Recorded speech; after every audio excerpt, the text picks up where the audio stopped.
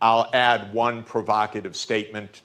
We could take it up later. It may shock you or not shock you, or you may say, I already know that, Professor Sachs. But I chaired a commission for the Lancet for 2 years on COVID. I'm pretty convinced it came out of US lab biotechnology, not out of nature. Just to mention, after 2 years of intensive work on this. So it's now the first point is the differentiation between just random occurrence, which, by the way, again, in the very beginning was laughable fake news. You're so stupid. You can't believe you think this came out of a lab. And people like us and Spiro, for example, right out of the gate, weren't saying we know this because that'd be dumb, because we didn't know that. We didn't have the evidence. We had theories.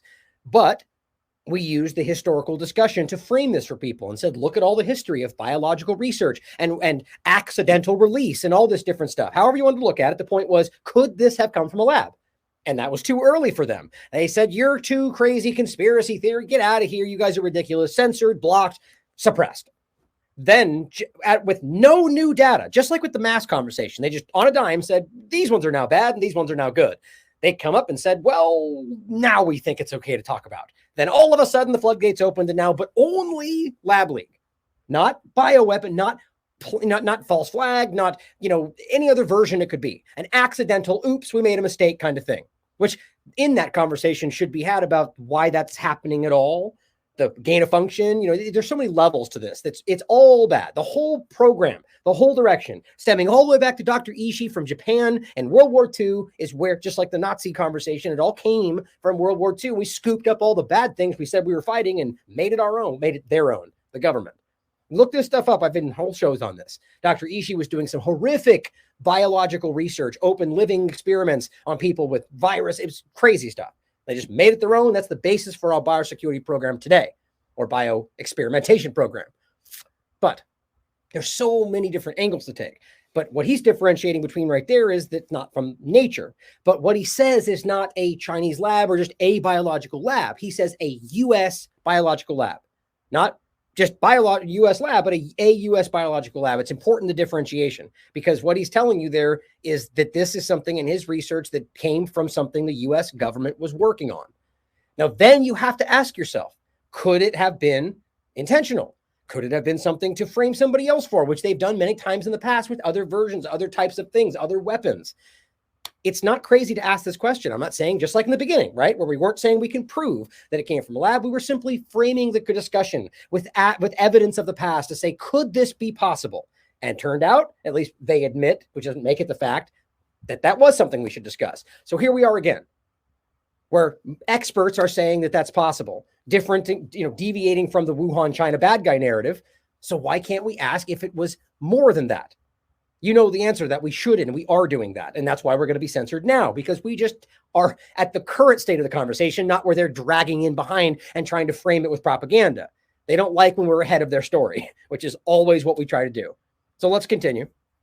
The blunder, in my view, a U.S. lab biotechnology, not out of nature.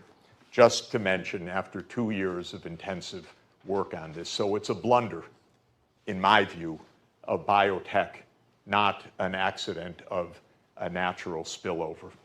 Meaning a blunder still means accident, in my opinion. So he's still kind of saying they made a mistake. They're working on dangerous things they shouldn't have been, is sort of his implication. And it somehow got out. So it don't seem like he's really putting his finger on they just made a mistake. He's just simply, a blunder could mean that somebody was able to sneak it out of the lab and use it as a weapon. There's plenty of ways you could look at this, but that's a very big statement to make. Not an accident of a natural spillover.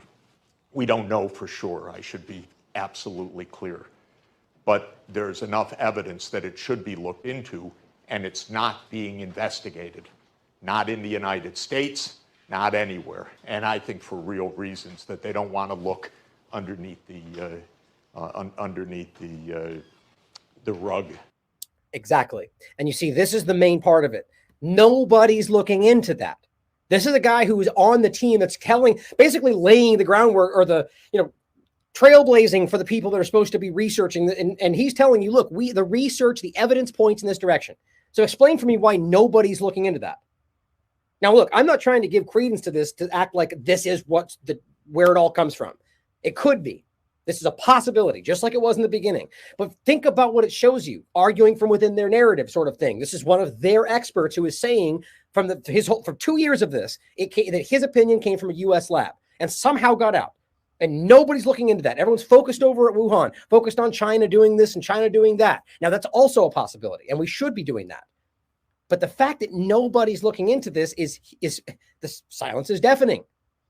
Now, I also think it's interesting to consider how the evolution of the narrative has continued. He seems to be suggesting that they're trying to hide the larger agenda.